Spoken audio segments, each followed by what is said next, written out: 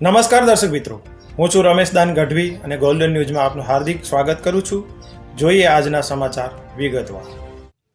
રાત્રે જેમ ચોકીદાર જાગતે રહોની બૂમ પાડીને ચાલ્યો જાય ને રાત્રિ ક્યારે પૂરી થઈ જાય ખબર ન પડે તે રીતે જ ગૂંચવણમાં પડી ગયેલા માનવી માટે 2020ની સાલ પૂર્ણ થઈ ગઈ. પરંતુ સતત 9 મહિનાથી મહામારીના ભરડાથી થયેલી નવા જૂનીએ ઘણું બધું બદલી નાખ્યું છે. ત્યારે એમ કહી શકીએ કે જાગતે રહોની બૂમ મારીને ચાલ્યા ગયેલા ચોકીદારની જેમ પોલીસ અને આરોગ્ય દ્વારા બૂમો તો થઈ, પરંતુ વીતેલા વર્ષમાં ખરેખર લોકોમાં જાગૃતિ કરતાં બેદરકારી વધુ દેખાઈ હતી. તો ઠંડીના કારણે સિઝનનો લાભ લઈને કંઈક સુધારો થવાની આશા રાખનાર વેપારીઓ માટે બહારથી આવીને સિઝનેબલ ધંધો કરનાર ભારે પડ્યા હોય તેવું દેખાયું હતું.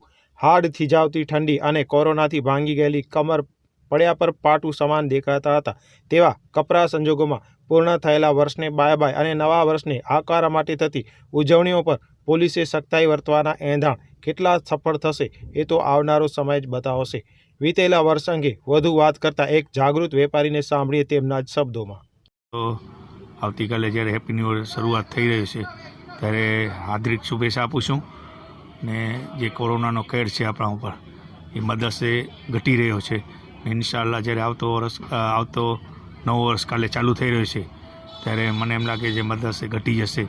આપણે બધે સાથે પ્રાર્થના કરશું. રહી વાત મારી નામની, તો મારું નામ અનવર જુમા નોડે છે.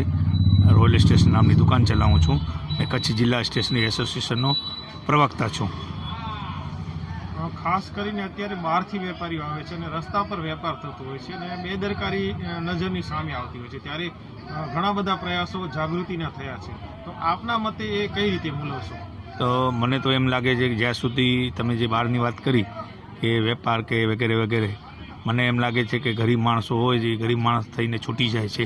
તો મને એમ લાગે છે કે જેટલો દબાણ જોઈએ કે જેટલો રોડ ઉપર વેપાર જોઈએ કે એટલો થોડોક કાંઈક ને કાંઈક ફરક રાખવો જોઈએ ને કાંઈક ને કાંઈક એનો ડિસ્ટન્સ રાખવું જોઈએ. ને વહીવટીતંત્રને સંપૂર્ણપણે આપણે માર્ગદર્શન તો આપણે જ છે, તો આપણે એમાં સહયોગ આપવો જોઈએ. મને એમ લાગે છે કે વાણિયાવાડની જ વાત કરીશ અત્યારે તમને, આપણા જે વિસ્તારમાં છો તમે, એના ઘણા અંશે અમારી સોશિયલ એક્ટિવિટીના કારણે થોડુંક મદદ હશે, થોડીક અમને સફળતા મળી છે. છતાંય ક્યાંક ને ક્યાંક મને એમ લાગે છે કચાશ હશે ટ્રાફિકના પ્રશ્નની કે વગેરે વગેરે.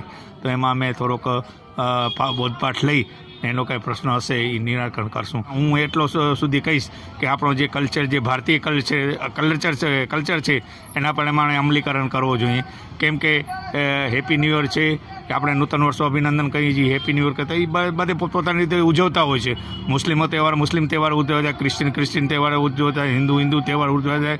આઈ એક્સેપ્ટ ટુ યુ, પણ સાથે સાથે આપણે પણ એમાં ઇન્વોલ્વ થઈને આપણે એટલો બધો હોબાળો ન કરીએ કે આપણી સંસ્કૃતિને ક્યાં લાછન લાગે.